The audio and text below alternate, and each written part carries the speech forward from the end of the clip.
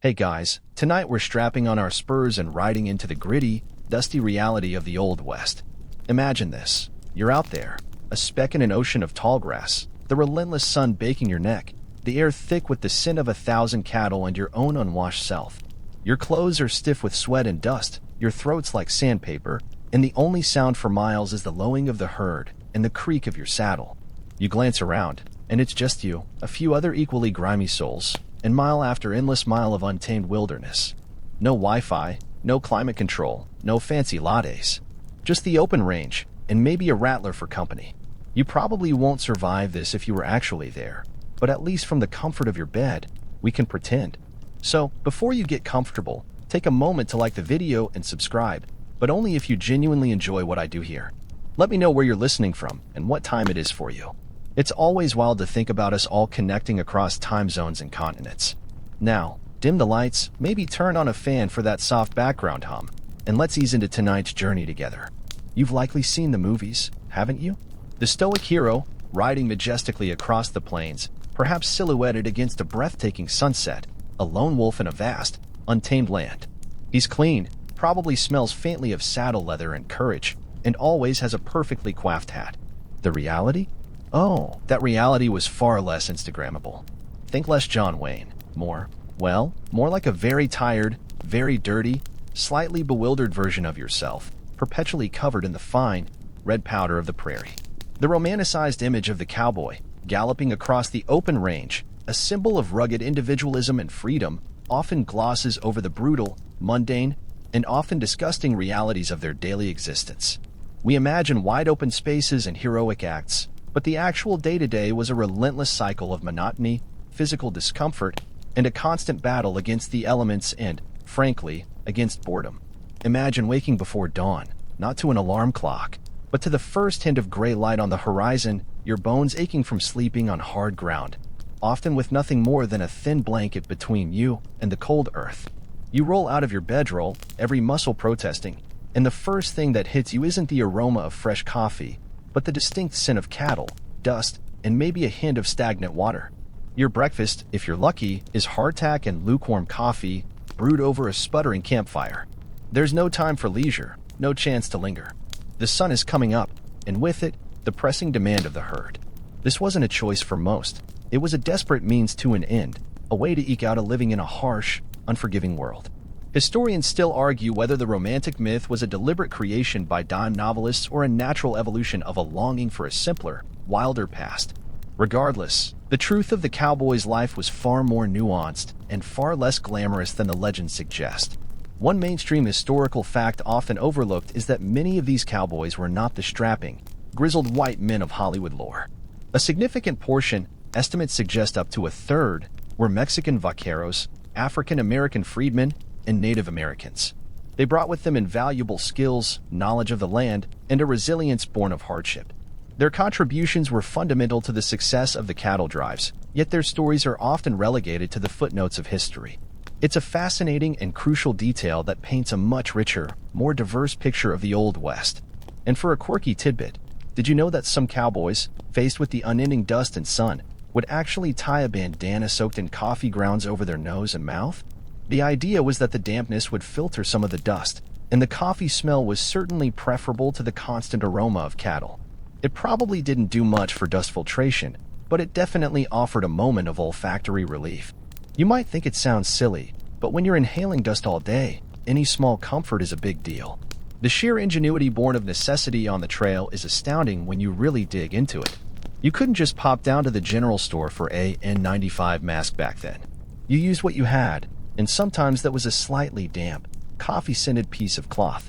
So, as we journey on, remember that every romanticized image you hold of the cowboy is probably a thin veneer over a core of profound discomfort, relentless labor, and an endless struggle against elements that simply didn't care if you made it or not.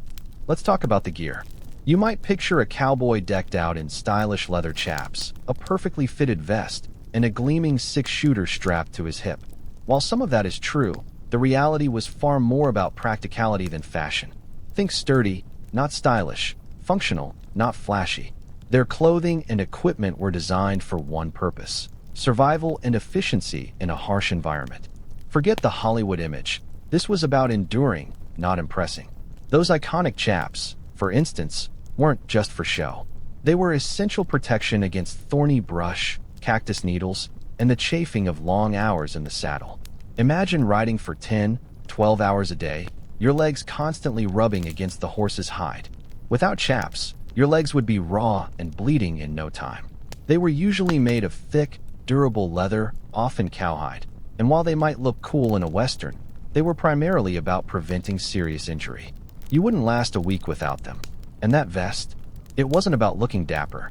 It provided extra layers against the cold nights and offered a bit of padding. Pockets were crucial for carrying essential items like tobacco, a knife, or perhaps a few precious coins. Every piece of clothing had a purpose. There was no room for anything purely decorative. It all had to earn its keep. The hat. The iconic cowboy hat. Yes, it looked cool, but it was also a mobile umbrella, a sunshade, a water scoop, and even a makeshift fan. It protected them from the scorching sun, the biting wind, and the sudden downpours. You could use it to fan a campfire or even to carry water in a pinch. It was a multi-tool before multi-tools were a thing. You'd be surprised how many uses a good hat had. Boots were another essential. They weren't just any old footwear. They were designed with a high heel to prevent the foot from slipping through the stirrup, crucial when riding at speed or working with cattle. They were tough, durable, and built to withstand the rigors of the trail.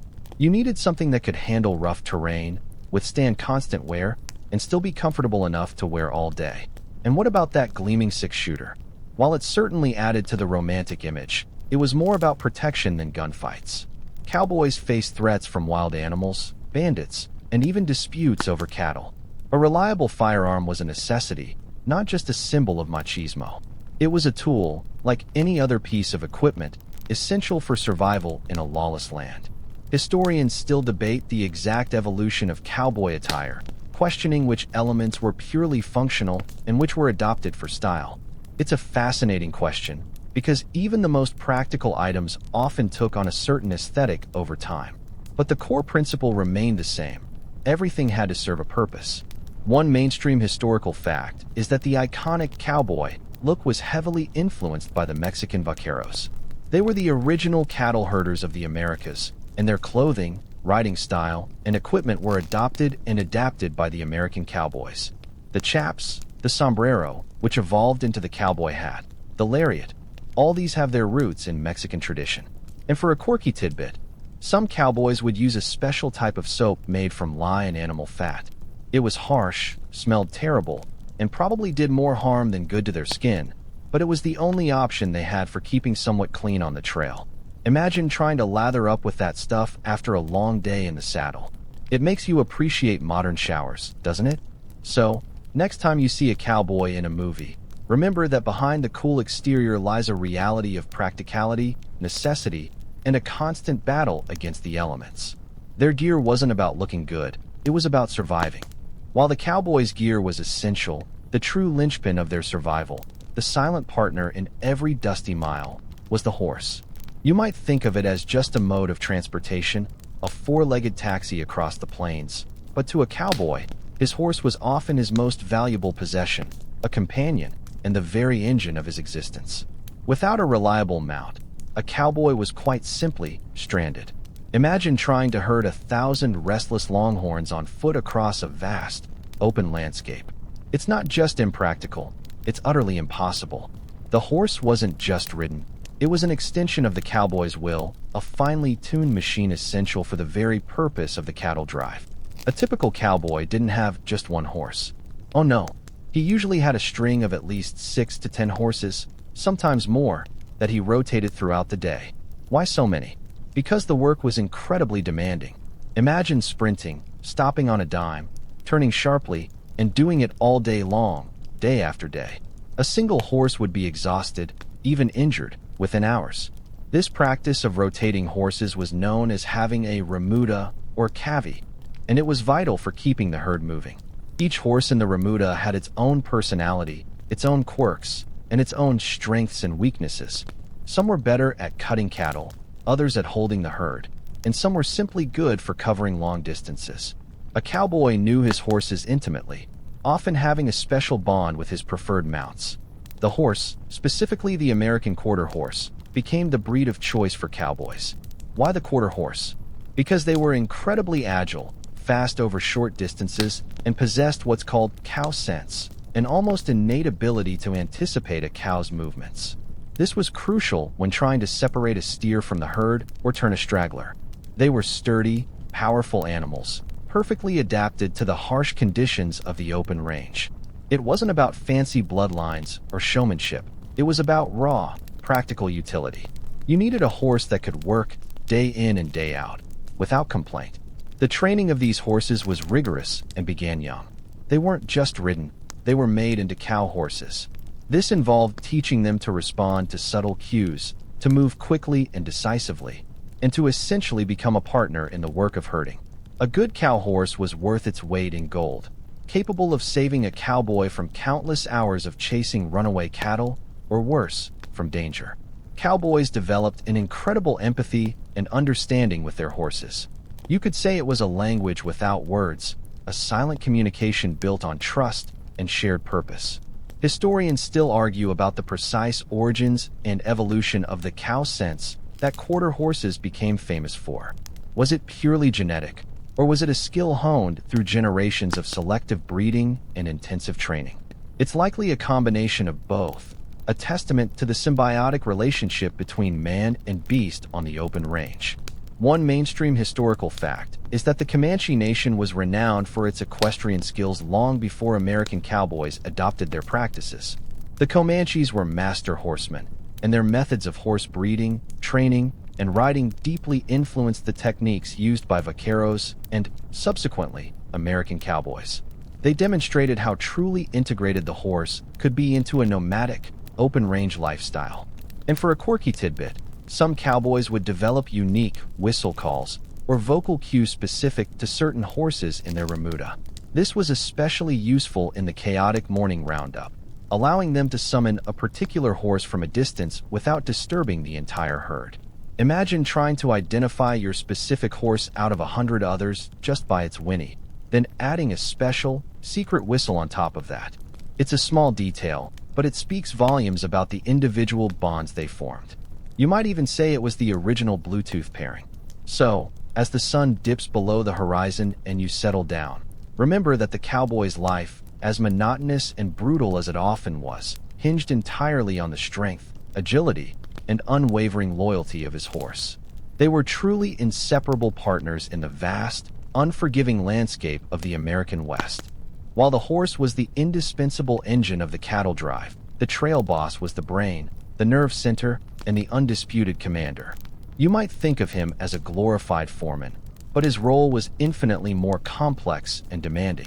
He was the strategist, the decision-maker, the mediator, and ultimately, the one person solely responsible for the success or failure of the entire venture. Imagine being in charge of 2,000 head of half-wild longhorns and a dozen or so often motley, restless men, all while navigating hundreds of miles of untamed territory with no maps, no GPS, and certainly no easy way to call for backup.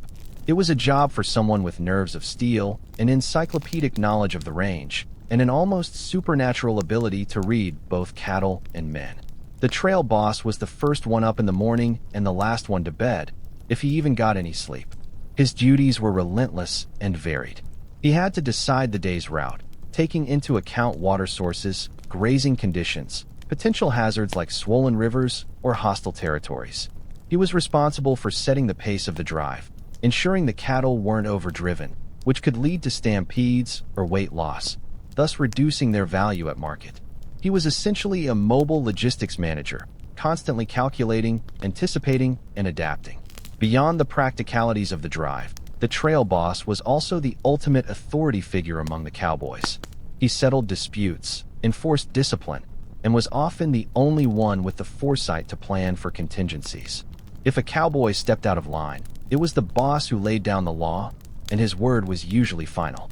He had to be respected, not just for his authority, but for his undeniable competence. Without a strong, decisive leader, a cattle drive could quickly descend into chaos, resulting in lost cattle, injured men, or worse. It was a pressure cooker environment, and the trail boss was always under the lid. A mainstream historical fact about trail bosses is that they were paid significantly more than regular cowboys, reflecting the immense responsibility they bore. While a cowboy might earn $25 to $40 a month, a trail boss could command $100 or even $150 a month, a princely sum in those days. This financial incentive was directly tied to the perilous nature of the job and the specialized knowledge required. It wasn't a position for the faint of heart or the inexperienced. And for a quirky tidbit, some trail bosses developed almost superstitious routines or carried lucky charms, believing they could ward off stampedes or bad weather. One famous boss reportedly always wore the same faded red bandana, convinced it brought good fortune. Whether it actually worked is debatable, but in an environment where so much was left to chance, any perceived edge was embraced. It's a bit like us having a lucky pen for an exam, isn't it? Only, their exam involved thousands of pounds of beef and the livelihoods of an entire crew. Historians still argue about the extent to which a trail boss's personality influenced the success of a drive versus the sheer luck of avoiding natural disasters or banditry. Was it the iron will of the leader, or just being in the right place at the right time? It's a chicken and egg question, but undoubtedly, a bad boss could sink an entire operation faster than a river current. So, as you picture the long line of cattle snaking across the plains, remember the silent, often invisible figure at the head, making countless high-stakes decisions.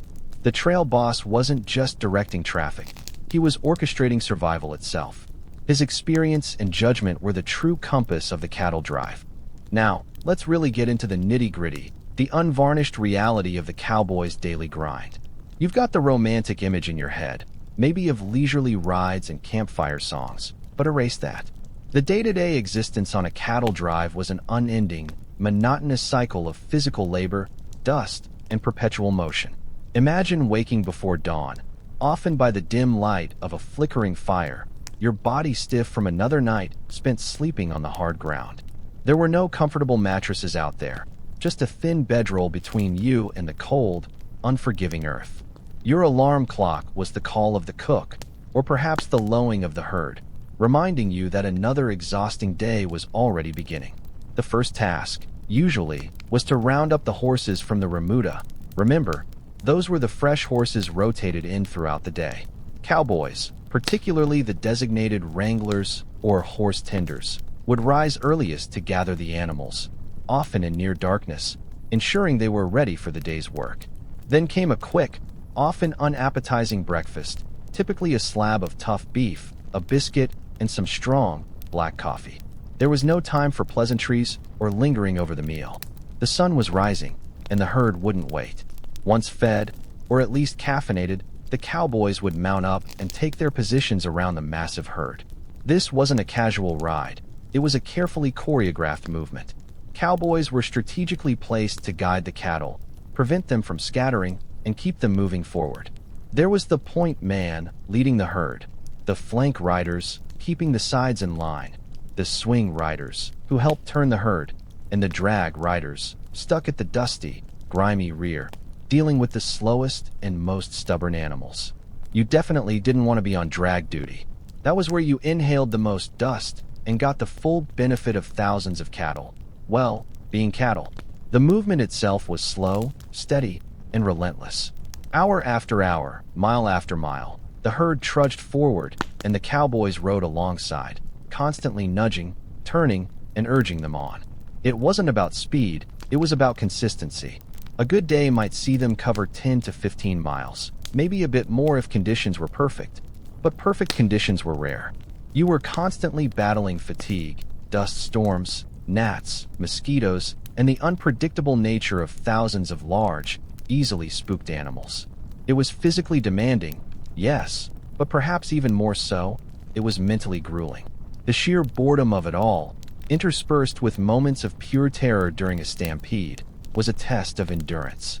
One mainstream historical fact is that a typical cattle drive from Texas to a railhead in Kansas could last anywhere from 2 to 3 months, sometimes even longer. That's 60 to 90 days, or more, of this continuous, demanding routine. Imagine working a full-time job for 3 months straight, 7 days a week, with no days off, no weekends, and certainly no paid vacation. That was the reality. And for a quirky tidbit, some cowboys would whittle small objects out of wood or bone during their shifts, often while riding, just to keep their hands busy and their minds somewhat engaged during the long, monotonous hours. It might be a tiny animal, a stylized boot, or even just a pattern etched into a piece of scrap wood. These weren't just idle pastimes. They were small acts of defiance against the crushing boredom, little pieces of personalized art created in the midst of endless work. Historians still argue about the true psychological toll this relentless monotony and isolation took on the cowboys. Was it a hardening experience, building resilience, or did it lead to profound loneliness and a detached stoicism? It's likely both, a complex interplay of human nature under extreme conditions. You can bet there were more than a few thousand-yard stares out on those plains. So, when you picture the cowboy, don't just see the hero. See the sweat, the dust, the aching muscles, and the sheer, unending persistence required to simply get through another day on the trail. Their existence was truly a testament to human endurance. Now, if you thought the dust and endless riding were bad, let's talk about the constant, gnawing anxiety that shadowed every single mile of a cattle drive. Water. You probably take it for granted, right? Just turn on the tap, and there it is. But for a cowboy on the open range, water wasn't just a convenience. It was often the difference between life and death for both him and his precious cargo. Imagine a vast, arid landscape, where the closest stream might be days away, and the summer sun beats down mercilessly, sucking every last drop of moisture from the earth. The search for water was a relentless quest, a daily obsession that dictated the pace and direction of the entire drive. Cattle, those massive, thirsty creatures, needed an incredible amount of water. A single longhorn could drink anywhere from 10 to 12 gallons of water a day, sometimes more in scorching heat. Multiply that by 2,000 or 3,000 head, and you're talking about a small lake's worth of liquid every 24 hours. Without sufficient water, cattle would become restless, lose weight, which meant less money at the railhead, and, eventually, simply die. Dehydration was a far more common and insidious killer than any bandit or stampede. The trail boss, remember him? His primary concern, often overriding all others, was finding and securing water. This meant knowing the land intimately, relying on local knowledge, and sometimes simply having a good sense of intuition.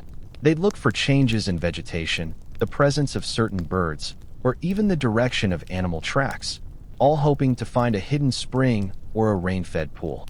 But these sources were unreliable, often dry, or quickly depleted by a large herd. You couldn't just pull up a map and find the nearest hydration station. It was pure, unadulterated guesswork and experience. When a water source was found, it became a chaotic, dangerous, and utterly essential event. The cowboys had to carefully manage the herd's approach to avoid a stampede as thousands of thirsty animals surged towards the water. Imagine trying to control a liquid avalanche of horns and hooves. It was pure pandemonium.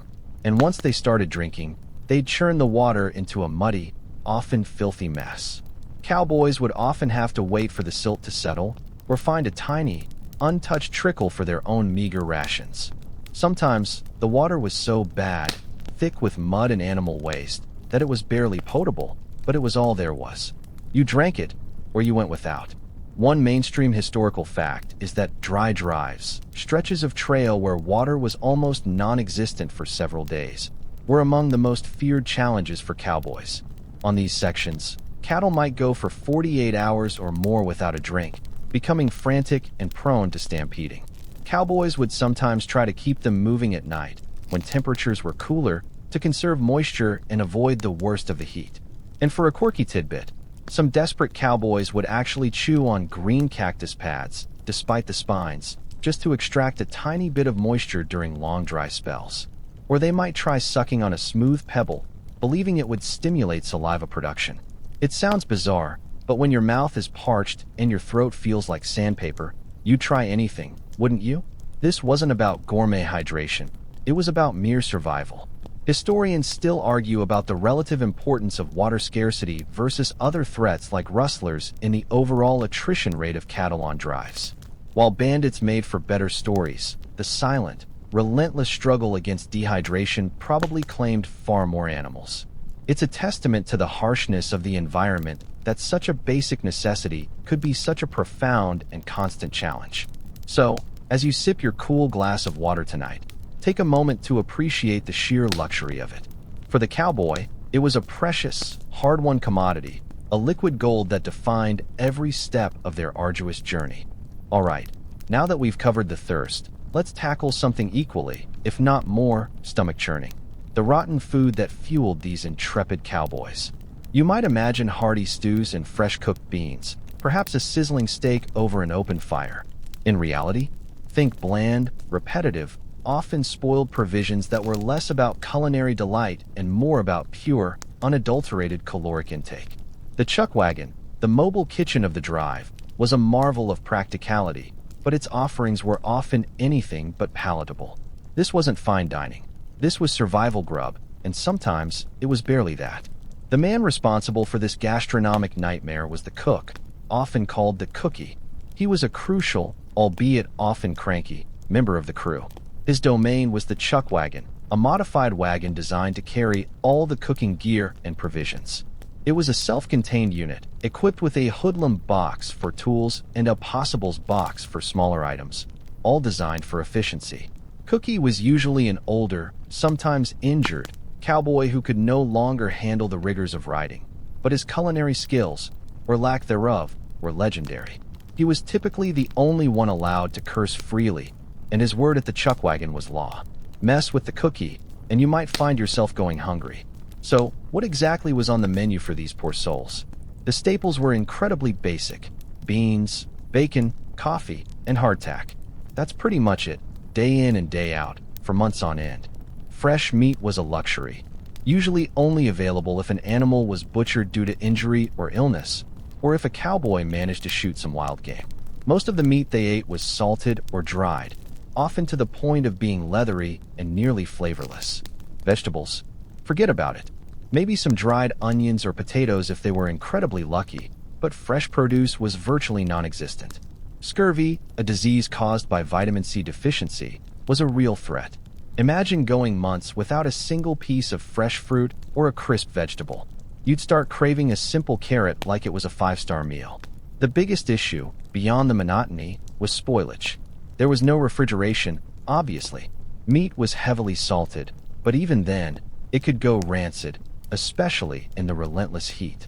Biscuits and bread were often made from sourdough, which could be incredibly difficult to digest. Water, as we discussed, was often muddy and unappetizing, making even the coffee taste like dirt.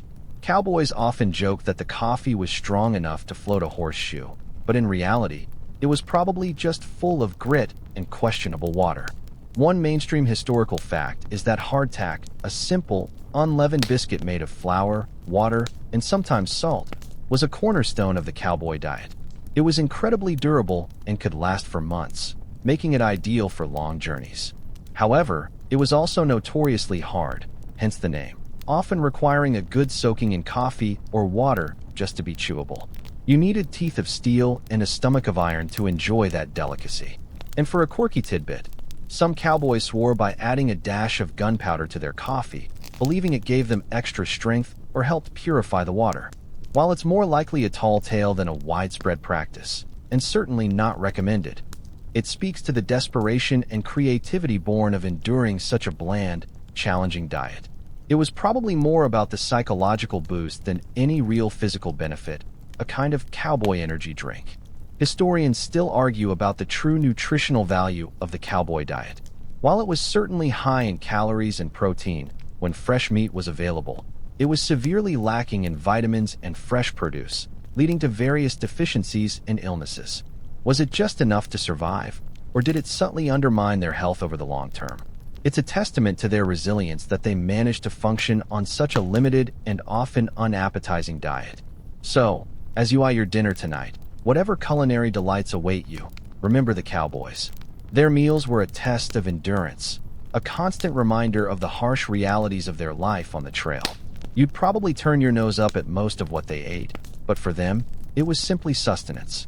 After endless hours of dust, monotony, and the ever-present lowing of cattle, the sun would finally begin its slow descent, painting the vast western sky in hues of orange and purple. This was when the daily grind paused, however briefly, for the ritual of camp. But even then, relaxation was relative. While you might imagine lively campfire tales and joyous sing-alongs, the reality was often quieter, tinged with exhaustion and the pervasive sense of lonely nights under an impossibly vast sky. Setting up camp was not a leisurely affair. Once the herd was bedded down, meaning encouraged to lie down and rest for the night, the cowboys would gather near the chuck wagon. This wagon, remember, was Cookie's domain, and it wasn't just where the food came from. It was the heart of the temporary camp, a hub of weary activity. While Cookie prepared the evening meal, often more of the same beans and bacon, the cowboys would attend to their horses, rubbing down tired muscles, checking for injuries, and ensuring they were securely hobbled or penned. Then, finally, they could tend to their own basic needs. Personal hygiene was, as you might guess, a luxury.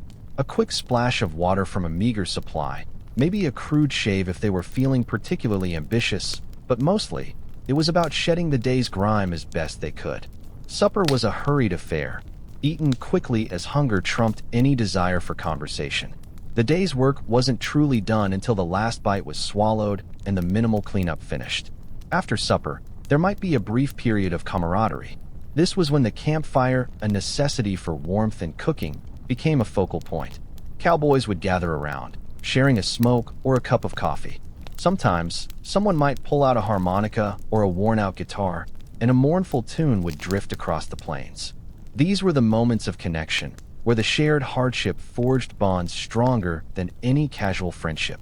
They'd swap stories, some true, some embellished for entertainment, about past drives, close calls with stampedes, or encounters with colorful characters. However, the image of constant boisterous revelry is far from the truth.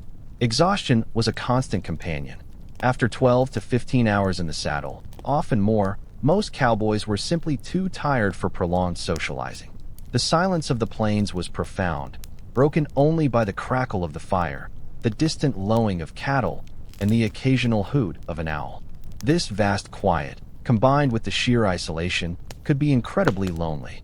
You were surrounded by men, but often, each man was wrapped in his own thoughts, miles from home, family, or any semblance of a normal life. One crucial task that continued through the night was the night watch. The herd needed to be guarded around the clock to prevent stampedes, theft, or wandering. Cowboys would take turns, usually in shifts of 2 to 3 hours, riding slowly around the bedded-down cattle. This was often the most solitary and introspective time. Under the blanket of a million stars, with only the creak of leather and the soft breathing of the animals for company, a cowboy could truly feel the immensity of his isolation. They would often sing or hum softly to the cattle, believing it calmed the herd and kept them from spooking. Historians still argue whether this practice was genuinely effective or simply a way for the cowboys to calm themselves in the vast, dark emptiness. A mainstream historical fact is that these night watches were incredibly dangerous. A sudden crack of thunder, a predator, or even a nervous steer could trigger a stampede in an instant, and the cowboy on watch had mere seconds to react, often putting his own life at grave risk by riding into the thundering mass to try and turn it. And for a quirky tidbit, some cowboys would fashion crude pocket sundials, using a small stick and a marked piece of leather. While not accurate enough for precise timekeeping, they offered a rough guide for how long until their night watch was over or how much daylight they had left. It was a tiny, personal clock in a world without them, a small comfort in the vastness of time and space. So, as you drift off to sleep, remember the cowboy under the vast, star-dusted canopy, the flickering fire casting long shadows. For all the myth-making, his nights were often a quiet blend of exhaustion, duty, and the profound, enduring silence of the open range. If you thought the forces of nature were the cowboys' only adversaries, think again. The open range, vast and seemingly empty, was also a hunting ground for human predators. Let's delve into the constant, lurking threat of bandits and rustlers, the two-legged wolves who preyed on the hard work and vulnerable assets of the cattle drives. You might envision dramatic shootouts and daring train robberies, but the reality for cowboys was often a more insidious, nerve-wracking game of vigilance and prevention against those looking to steal their valuable herd. Rustlers were, perhaps, the more common and persistent threat. These weren't always masked villains. Sometimes they were opportunistic locals, disgruntled former cowboys, or even organized gangs specializing in cattle theft. Their goal was simple: separate a few head of cattle from the main herd under cover of darkness or during a chaotic moment, then rebrand them and sell them off as their own. Imagine spending months nurturing and driving thousands of cattle, only to have a portion of your hard-won profits vanish into thin air overnight. This wasn't just theft. It was a direct attack on the cowboys' livelihood and the financial viability of the entire drive. The methods of rustlers varied. They might try to spook the herd, hoping to cause a stampede that would scatter the cattle and make it easier to cut off a few dozen head in the ensuing chaos. Or they might simply pick off stragglers at the edges of the herd, especially at night when visibility was poor and the night watch was stretched thin. Cowboys had to be constantly alert, listening for unusual noises, watching for strange tracks, and remaining suspicious of anyone who seemed to appear out of nowhere in the vast emptiness. Trust was a rare commodity on the range. Bandits, on the other hand, usually aimed for the bigger score, the payroll. While not as common as cattle rustling, the threat of a full-scale ambush was always present. Trail bosses often carried significant sums of cash to pay the cowboys at the end of the drive, making them tempting targets. These were usually more professional criminals, often ex-soldiers or outlaws with a reputation for violence. A confrontation with bandits was a terrifying prospect, a sudden, brutal burst of gunfire and chaos that could leave men dead and the drive's finances decimated. One crucial defense against both threats was constant vigilance. The night watch, which we touched on earlier, was as much about guarding against rustlers as it was about preventing stampedes. Cowboys would patrol the perimeter of the herd, their senses heightened, listening for any suspicious sounds. The sheer isolation of the trail meant that help was days, if not weeks, away. They were truly on their own, relying on their wits, their firearms, and their collective courage. A mainstream historical fact is that the vast, unfenced nature of the open range made cattle rustling an incredibly lucrative, if dangerous, criminal enterprise. It led to the formation of stock detective agencies and the development of more sophisticated branding techniques, all aimed at combating the pervasive problem of cattle theft. The stakes were incredibly high, both for the cowboys and the ranchers who owned the cattle. And for a quirky tidbit, some cowboys would intentionally leave a few bait steers that were easily accessible, but secretly marked, hoping to catch rustlers in the act. It was a risky strategy, but if it worked, it could lead to the capture of a whole gang. Imagine the sheer audacity of trying to outsmart a criminal by offering them a free meal. Historians still argue about the true economic impact of rustling on the cattle industry. Was it a minor nuisance, or did it significantly cut into profits, slowing the growth of the burgeoning beef trade? While individual losses might seem small, the cumulative effect over thousands of drives and millions of cattle was undoubtedly significant. So, as you settle in, remember that the cowboy's life wasn't just about battling nature. It was also a constant chess match against cunning and often ruthless human adversaries, a test of vigilance in a world where danger could lurk just beyond the next rise. Now, let's turn our attention to one of the most fundamental challenges of navigating the vast, often featureless expanse of the American West: finding your way. You're probably used to pulling out your phone, tapping an app, and having a friendly voice tell you exactly where to turn. For the cowboy, there was no GPS, no satellite imagery, and often, not even a well-worn trail. Their navigation relied on a blend of innate instinct, honed observation, and a deep, almost spiritual connection to the land. Imagine being responsible for thousands of dollars worth of cattle and knowing that one wrong turn could lead to a dry camp, a lost herd, or even outright disaster. The primary map a cowboy carried was in his head. This knowledge was hard-won, accumulated through years of experience on the trail. Trail bosses, in particular, had to possess an encyclopedic understanding of the geography, where the rivers flowed, where the best grazing lands were, the locations of reliable water holes, and which areas to avoid due to quicksand, hostile tribes, or dangerous terrain. This wasn't textbook learning. It was practical, boots-on-the-ground knowledge passed down through word of mouth and personal experience. They relied heavily on natural landmarks. A distinctive mesa, a peculiar rock formation, a specific bend in a river, these were their signposts.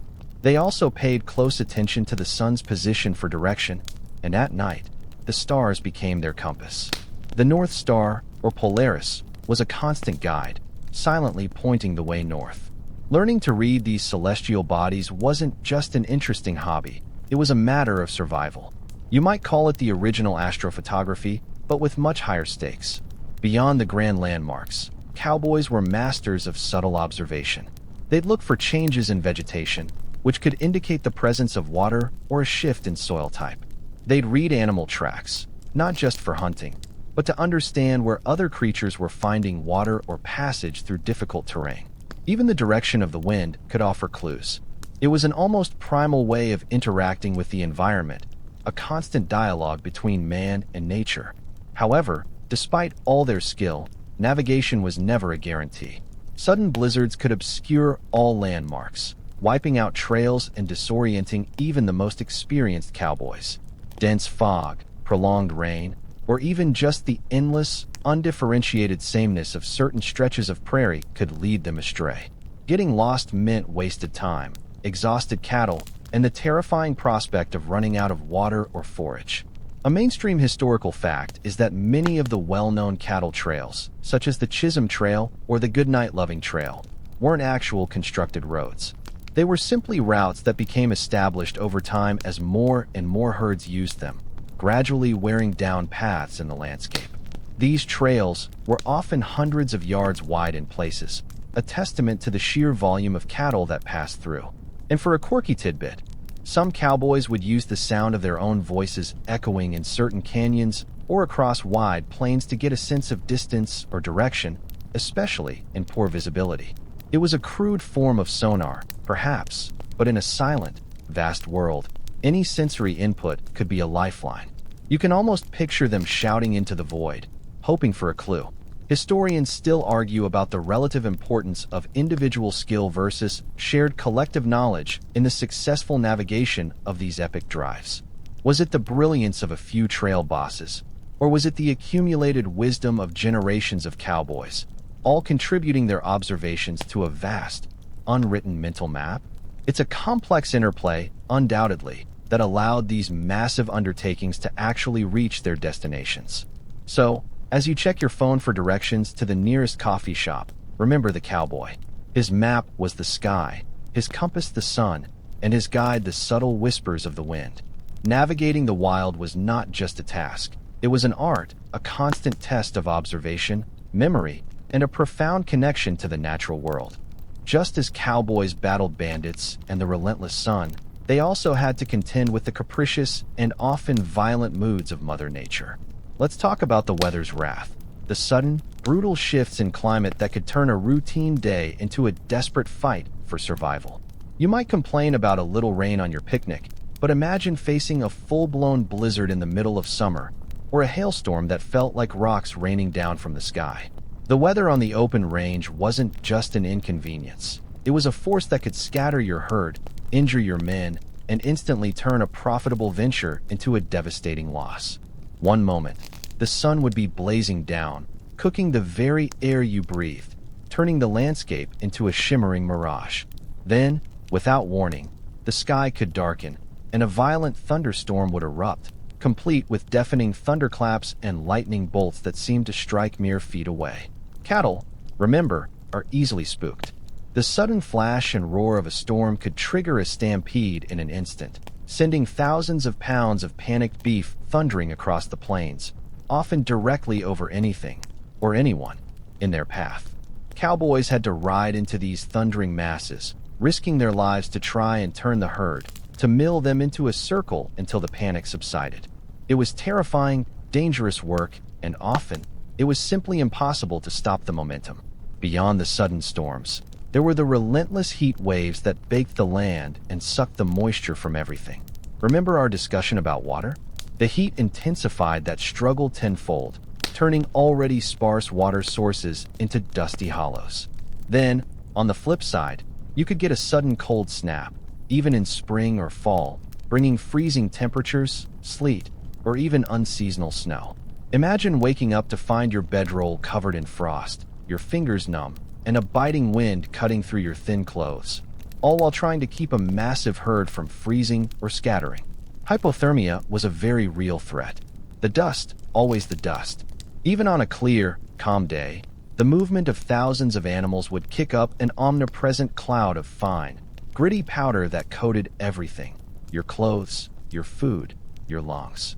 But when a strong wind whipped up, it could create a full-blown dust storm, reducing visibility to mere feet, making it impossible to see the cattle, your fellow cowboys, or even your own hand in front of your face. These storms could last for hours, choking the air and making breathing a struggle. You were essentially blind, deaf, and slowly suffocating, all while trying to control a herd that was equally disoriented. It was a miserable experience, to say the least. A mainstream historical fact is that Texas Northerners, or Blue Northers, were sudden, severe cold fronts that could drop temperatures by 30 to 50 degrees Fahrenheit in a matter of hours, often accompanied by sleet and freezing rain. These unexpected weather bombs were particularly lethal to cattle, leading to significant losses on drives caught unprepared.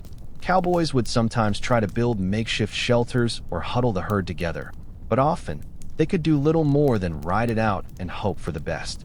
And for a quirky tidbit, some cowboys believed that observing the behavior of prairie dogs could predict upcoming weather changes. If the prairie dogs were busily digging and reinforcing their burrows, a bad storm was supposedly on its way. While probably more folklore than scientific fact, it speaks to the keen observational skills and the desperate need for any warning signs in a world without meteorologists. You might say they were the original weather apps. Historians still argue about whether natural disasters or human factors, like overgrazing or poor management, were more responsible for the significant cattle losses experienced on certain drives. While rustlers and poor food certainly took their toll, the sheer, unpredictable power of the weather was undoubtedly a dominant force that shaped the success and safety of every journey. So, the next time you hear a weather report predicting a bit of rain, remember the cowboys.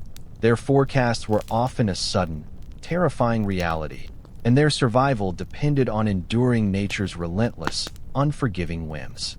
They truly earned their stripes battling not just the land, but the very sky itself. You've braved the dust, the heat, and the threat of bandits. But there was another formidable obstacle that frequently brought cattle drives to a grinding, terrifying halt: river crossings. You might think of a river as a peaceful ribbon of water, but for a cowboy with 1,000 nervous longhorns, a river could transform into a churning, death trap of currents, quicksand, and submerged dangers. These weren't bridge crossings. These were raw, chaotic confrontations between man, beast, and the untamed power of nature, often becoming the most perilous passages of the entire journey.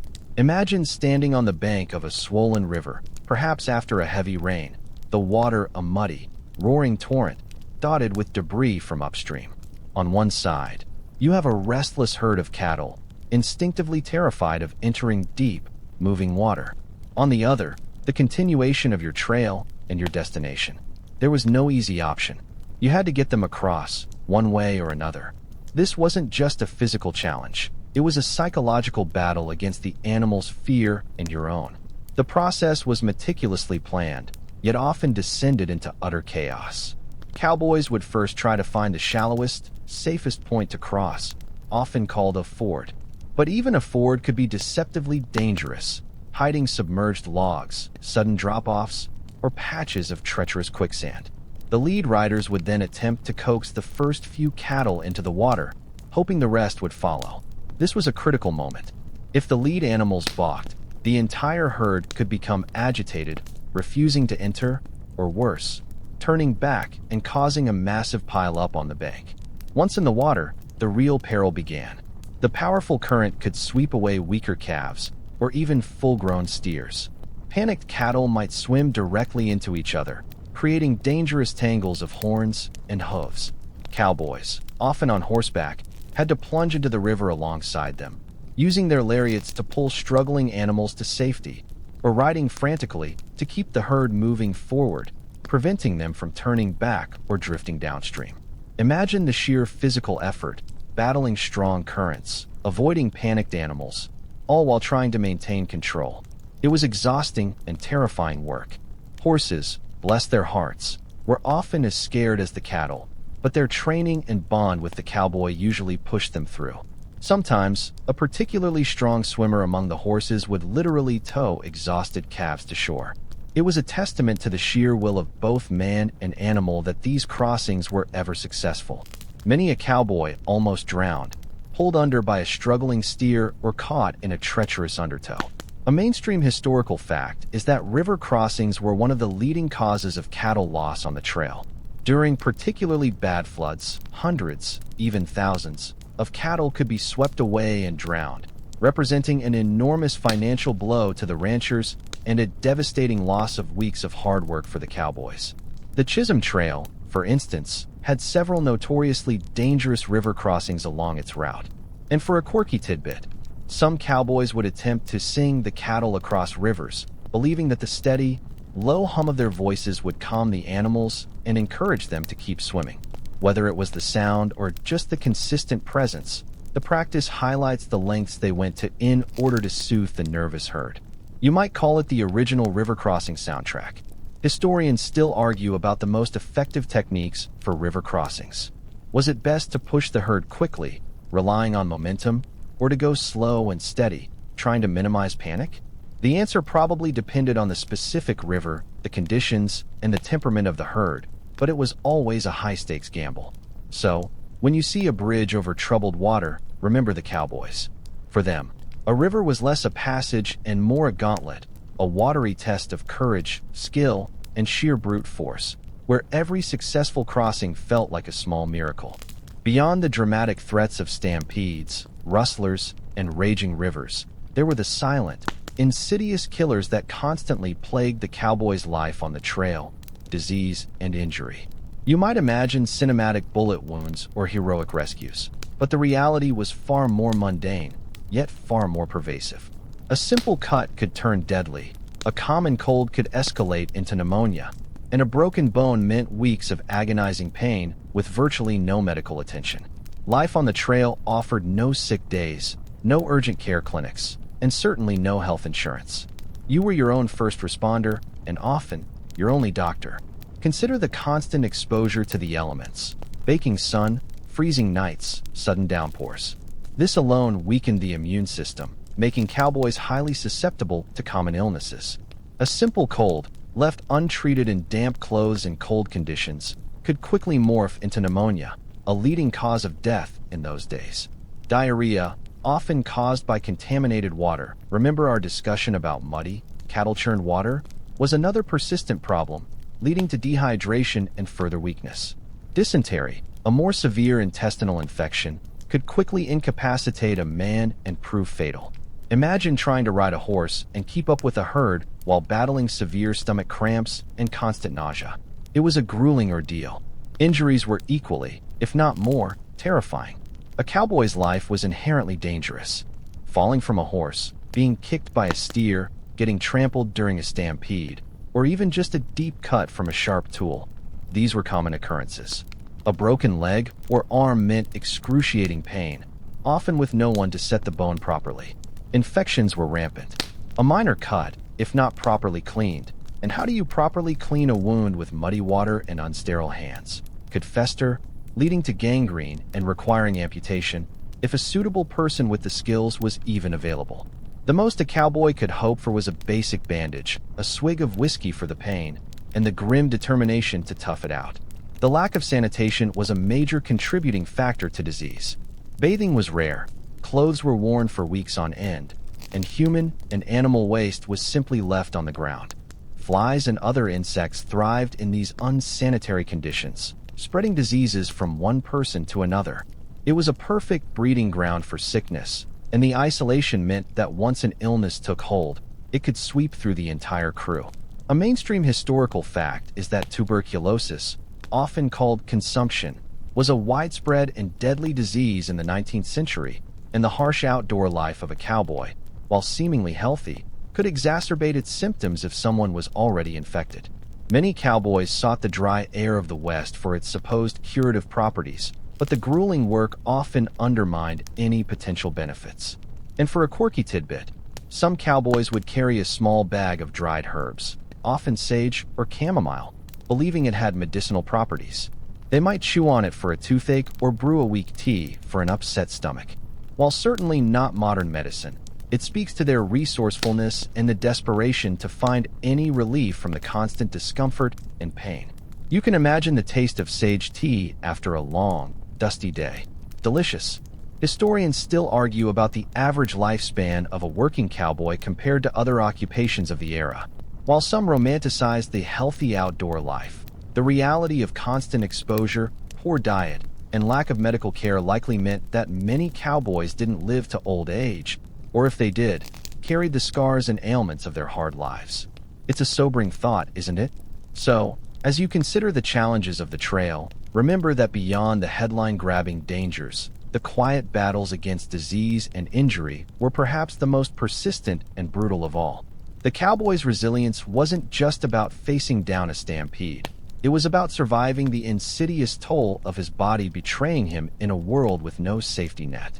Finally, after weeks, sometimes months, of relentless dust, danger, and deprivation, the distant sight of the railhead would appear on the horizon. This was the moment that fueled every aching muscle and every weary thought, the end of the trail. You might imagine a triumphant parade, cheering crowds, and instant gratification. While there was certainly immense relief, the reality was often a blend of exhaustion, a bittersweet payout, and a curious sense of melancholy that settled in once the monumental task was complete. The arrival itself was often chaotic. Thousands of longhorns, driven by exhausted but exhilarated cowboys, would converge on the cattle pens of Dodge City, Abilene, or other railhead towns. The townspeople, accustomed to the seasonal influx, would watch the spectacle as the cattle were separated, counted, and finally loaded onto trains bound for eastern markets. For the cowboys, this was the culmination of everything they had endured. The money, finally, was within reach. The first order of business, once the cattle were delivered and accounted for, was often the payout. The trail boss would settle up with the crew, distributing their hard-earned wages. Remember, a cowboy might make $25 to $40 a month. So, after a 3-month drive, he might have $75 to $120 in his pocket, a significant sum for the time, enough to buy new clothes, a good meal, and perhaps a bit of entertainment. But this wasn't simply handed over. There was often a final accounting, sometimes deductions for lost gear or disciplinary infractions. It was business, even at the end of such an epic journey. And then came the immediate aftermath, a desperate need for a real meal, a bath, and often a drink. These railhead towns catered specifically to the cowboys, offering saloons, gambling halls, and other forms of fleeting entertainment. You could imagine the pent-up energy, the desire to blow off steam after months of rigorous discipline and deprivation. Many cowboys spent their wages as quickly as they earned them, indulging in the pleasures denied to them on the trail. A good steak, a clean bed, and the fleeting warmth of female company were powerful temptations after such a long absence. However, beneath the surface of immediate gratification, there was often a profound melancholy. The close-knit camaraderie forged on the trail, the shared hardship that bound them together, was suddenly dissolved. The crew dispersed, each cowboy going his own way, often with no certainty of when or if they would ever see each other again. The purpose that had driven them for months was gone. The open range, which had been a harsh mistress, now felt like a lost companion. The constant motion, the daily routine, however monotonous, had given their lives structure. With the drive over, there was an emptiness, a quiet void where the rhythm of the trail used to be. Many cowboys, even with money in their pockets, found themselves adrift, already yearning for the next drive, the next purpose. A mainstream historical fact is that the railhead towns experienced boom and bust cycles directly tied to the cattle drives. During peak season, they were bustling, rowdy, and lucrative. In the off-season, they could be quiet, almost deserted. This ephemeral nature mirrored the transient lives of the cowboys themselves. And for a quirky tidbit, some cowboys, even after months of eating hardtack and rancid bacon, would splurge on fresh oysters, often shipped by train in barrels of ice. It was a bizarre luxury, a taste of the faraway coast, perhaps representing the sheer joy of having something genuinely fresh and different. Imagine craving seafood after 100 days of beans. Historians still argue about the psychological long-term effects of the cowboy lifestyle. Did the cycles of intense work followed by quick spending and sudden idleness contribute to a sense of rootlessness or a struggle to reintegrate into conventional society? It's likely that for many, the trail became their true home, and civilian life, however comfortable, felt confining. So, as the cowboy watches his herd disappear into the train cars, a mix of triumph and emptiness washing over him, remember that the end of the trail wasn't just a destination. It was a moment of profound transition, a fleeting taste of freedom followed by the quiet realization that the journey itself was often more defining than the arrival. And so, as the cattle cars rumble east, fading into the distance, and the dust of the last drive begins to settle, we come to the enduring legacy of the American cowboy. You've journeyed with him through the dust, the thirst, the gnawing hunger, and the constant threat of danger. You've seen the unromantic reality beneath the silver screen gloss. Yet, despite the hardship, or perhaps because of it, the figure of the cowboy has transcended his historical reality to become one of the most powerful and resonant symbols in American culture. He is a myth, yes, but a myth built on the stoic endurance of real men. Why does this figure, often rough, unwashed, and solitary, continue to capture our imagination? Perhaps it's because he embodies an ideal that, even today, we yearn for: independence, self-reliance, and a connection to a wild, untamed frontier. In a world increasingly complex and interconnected, the cowboy represents a simpler, more direct way of life, a time when a man's word was his bond and his survival depended solely on his own grit and skill. He is the ultimate individualist, carving out a living against overwhelming odds. The stories and songs of the cowboy, initially shared around flickering campfires and then popularized by dime novels and Hollywood, painted a picture of heroism, adventure, and boundless freedom. While these narratives often glossed over the brutal realities, the monotony, the discomfort, the sheer exhaustion, they tapped into a collective yearning for a past that, even if it never quite existed in that perfect form, felt intrinsically American. The cowboy became a shorthand for courage, resilience, and a deep respect for the land. You see his silhouette everywhere, don't you? From advertisements to sports mascots, he's woven into the fabric of our identity. His enduring appeal lies not just in the action, but in the quiet moments of endurance we've explored. It's the silent battle against dehydration, the strength to push through fatigue, the courage to face a stampede head-on. It's the silent understanding between rider and horse, the unspoken camaraderie among men who depended on each other for survival. These are the qualities that resonate long after the last cattle drive faded into history. A mainstream historical fact is that the era of the great open-range cattle drives was relatively brief, lasting roughly from the end of the Civil War until the late 1880s, when barbed wire and railroads increasingly crisscrossed the plains, making long drives unnecessary. Yet, in those few decades, the cowboy etched an indelible mark on the American psyche. And for a quirky tidbit, even today, professional rodeo riders, in a nod to tradition, often wear very similar clothing to the original cowboys, despite modern materials and protective gear being available. It's a way of honoring the legacy and the spirit of those who came before them, a living connection to that dusty past. You could say it's the original cosplay, but with real bulls. Historians still argue about the true socio-economic impact of the cattle drives on the development of the American West. Was it primarily an economic engine driving growth, or a temporary phenomenon that left behind more myth than lasting impact? Regardless, the cultural impact is undeniable, shaping how we view ourselves and our history. So, as the last echoes of hooves on the prairie fade into the quiet night, and the images of dusty trails and vast skies begin to soften in your mind, remember the cowboy. He was more than just a man on a horse. He was a testament to human endurance, a symbol of a time when the world was wide open and survival was a daily art. His legacy whispers in the wind, a reminder of strength, solitude, and the enduring spirit of the frontier.